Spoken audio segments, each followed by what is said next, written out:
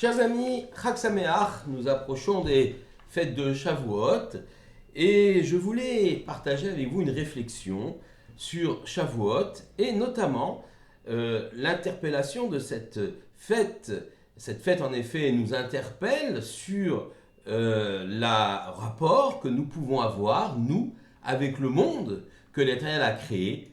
On peut appeler effectivement ce chiour, ce cours, l'homme face aux défis de la nature. En effet, la Torah fut offerte sur le mont Sinaï, un mont Sinaï encerclé par une végétation luxuriante, miraculeusement apparue.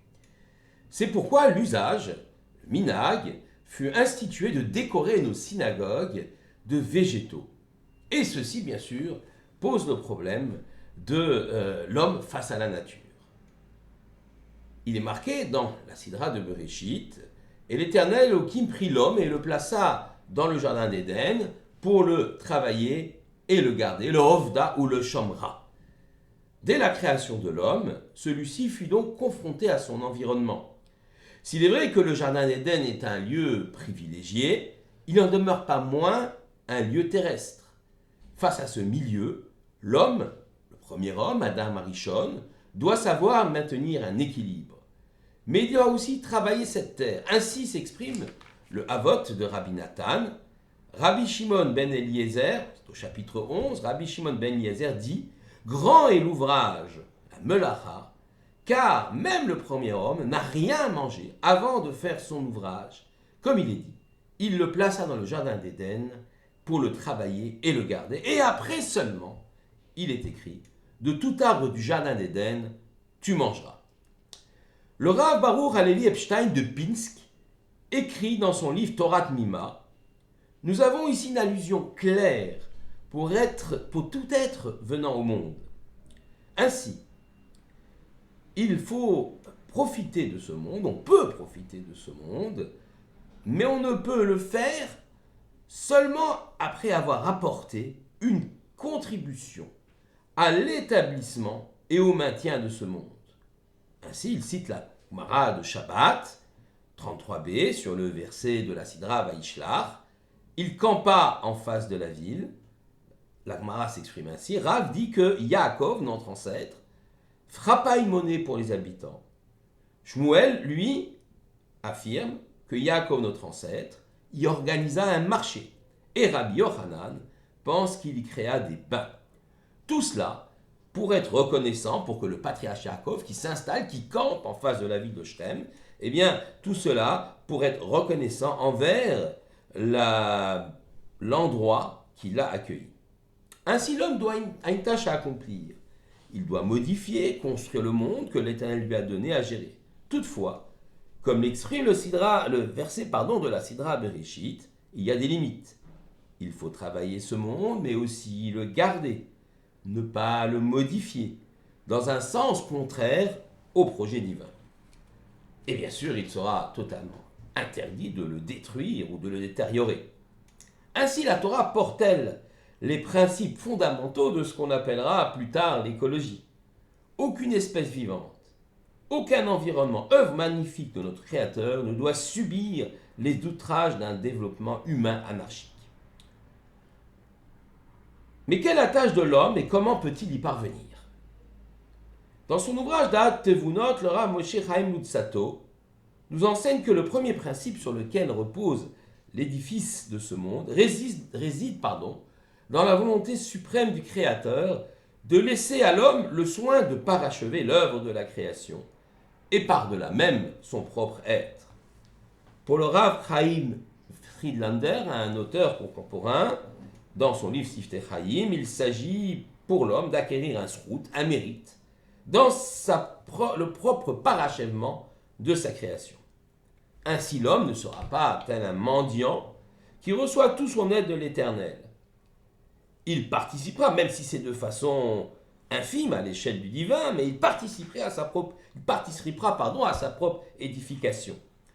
Hachem, l'Éternel, n'est que bonté et le plus grand bienfait qu'il puisse offrir à sa créature, et que celle-ci ne ressente point de honte à exister, comme celui qui recevrait toute sa subsistance d'un tiers. Ainsi, En se construisant et en bâtissant un monde autour de lui, l'homme devient partenaire du Créateur. Une grande liberté est donc laissée à l'homme dans la gestion du monde et en tant qu'associé du divin, il doit s'efforcer de réaliser ce qu'on appelle le tikkun, le parachèvement du monde, tâche bien délicate, car on ne sait pas toujours vers quelle direction aller. Et c'est pourquoi, bien évidemment, on comprend alors le sens et la force de la fête de Shavuot, le Matan Torah, qui va nous donner justement le chemin à emprunter afin de préserver et d'améliorer ce monde et de ne pas le détruire. Civiliser la nature, certes, mais surtout pas la détruire. Cette nature mérite en tant que chef-d'œuvre de la création tout notre respect, comme l'exprime cette fameuse bénédiction que nous prononçons à la vue des océans et des chaînes de montagnes. Source de bénédiction, tu es, éternel, notre Dieu, roi de l'univers, auteur de l'œuvre de la création. Progresser vers une perfection, même si on n'arrive pas à l'atteindre, tel est le but de l'homme, et l'idéal étant finalement d'arriver à un niveau très élevé, d'entrer dans l'intimité du Créateur, d'être lié à lui, ce qu'on appelle la dvekout, comme le rappelle Rabbi Moshe Chaim Luzzatto, le Ramchal, dans son ouvrage Derech Hashem. Pour cela, il faut savoir transformer notre être et l'environnement qui nous entoure dans un sens conforme au projet divin.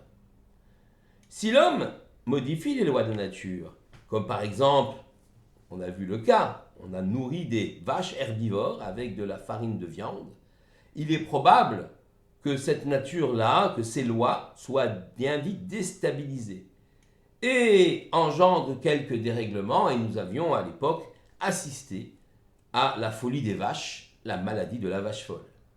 L'homme peut même abandonner son rôle de partenaire du Créateur dans la création pour se substituer à lui. Ainsi, les nouvelles technologies de la biologie moléculaire, de la génétique et du clonage risquent d'ouvrir une voie terrible vers quelques monstruosités desquelles l'humanité aura du mal à se remettre. Ainsi, le chemin est difficile. Entre un attentisme, on ne fait rien, une contemplation béate de la nature, voire une volonté d'une écologie fanatique qui vise à nous faire revenir à l'état de nature, et un développement outrancier, saccagant notre environnement et détrônant, Chas v'Shalom, notre Créateur, au profit d'une toute-puissance humaine, d'une science humaine toute puissante. Comment trouver finalement une voie moyenne pour construire sans détruire et être dans le projet divin? Et c'est là, bien évidemment, que intervient la fête de Shavuot, le lien avec la nature. La fête de Shavuot, elle nous apporte les 10 commandements, concentrés même de l'ensemble des lois de la Torah, de l'ensemble de la halacha. Et la halacha peut nous guider face à tel ou tel défi de la science moderne qui vise à modifier les lois de la nature, les données de la nature. Un juif ne se déterminera pas en fonction de convictions philosophiques ou culturelles. Même les considérations techniques devront être écartées. En effet, une morale humaine n'est pas toujours subjective. Une morale humaine est peut-être vraie aujourd'hui, mais elle sera déclarée caduque demain. Un parlement, même élu démocratiquement, pourra être tenté d'écouter la voix du peuple et finalement sortir parfois des chemins de la morale, selon les modes et les désirs de ce peuple, et selon les tendances, on pourra légiférer de telle ou telle façon et toutes les barrières morales et éthiques seront renversées. La halacha, du mot oler, marcher, est constamment en évolution et elle est d'inspiration divine. C'est le sens même du Matan Torah, de don de la Torah sur le mont Sinaï. Certes, les Chachamim ont élaboré cette halacha au cours des siècles pour nous offrir ce qu'on appelle un Shulchan Aruch, une table dressée, c'est-à-dire un code compréhensible et explicable par l'esprit humain. Mais la source centrale reste la Torah, dictée par l'Éternel à notre maître Moshe. Cette Torah, offerte sur le mont Sinaï, le fameux 6 Sivan, jour de Shavuot. Chaque commentateur, Chaque rabbin, au cours des siècles, applique les règles d'exégèse, elles-mêmes révélées au mont Sinaï. Et leur façon d'interpréter ces règles, eh bien, se place parfaitement dans l'esprit du projet divin. Aujourd'hui, lorsque par exemple un problème de bioéthique se pose, le sage n'y répondra pas selon ses convictions philosophiques, car elle reste même pour le sage subjective. Mais elle se fera, la réponse face à un problème de bioéthique se fera selon une construction halachique savante. Depuis la source divine de la Torah, puis passant en revue siècle après siècle tous les maîtres qui l'ont précédé, le Chacham, le sage, parviendra à une réponse halachique, une réponse juridique adéquate, ce qu'on appelle le psak din. Il est solide ce psak din, car il s'ancre dans le courant fort des générations de rabbanim qui l'ont précédé. Une telle démarche s'inscrit dans le projet divin. Celui-ci pourrait être déchiffré derrière ou au cœur de la nature qui nous entoure. Ainsi, il est écrit dans la Sidra de Vayetse, Yaakov prit des pierres de l'endroit et en a fait petite murée. La Gemara de Choulin, 91b, pose la question. Il y avait donc beaucoup de pierres. Alors pourquoi dit-on que Yaakov prit la pierre unique qu'il avait placée sous sa tête? Et la Gemara répond, en fait, toutes les pierres, dans la nuit, se sont fusionnées en une seule pierre.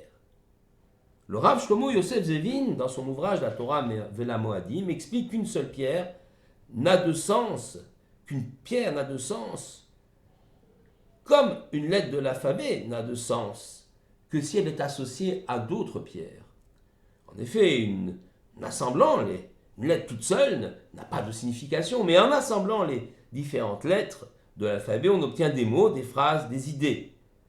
De la même façon, en assemblant les pierres, eh bien, on obtient des édifices.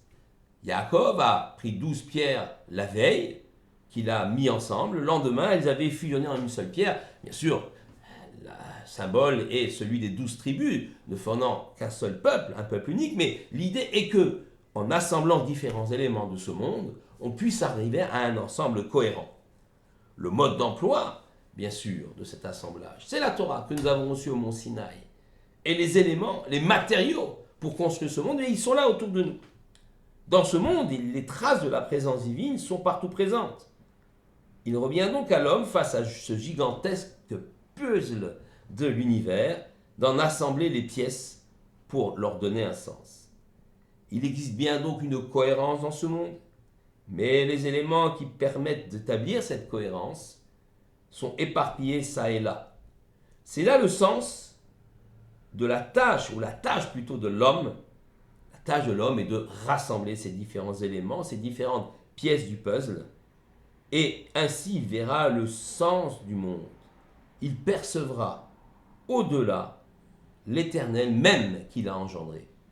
Telle est une des idées portées par finalement cette fête de Shavuot, ce matin de Torah, qui nous donne les clés d'interprétation de ce monde et qui fait du peuple juif le Am Segula, le peuple choisi, non pas parce qu'il est une élite, quoi que ce soit d'autre, mais simplement parce qu'il va avoir les clés d'interprétation de ce monde pour donner un sens et une cohérence à ce monde.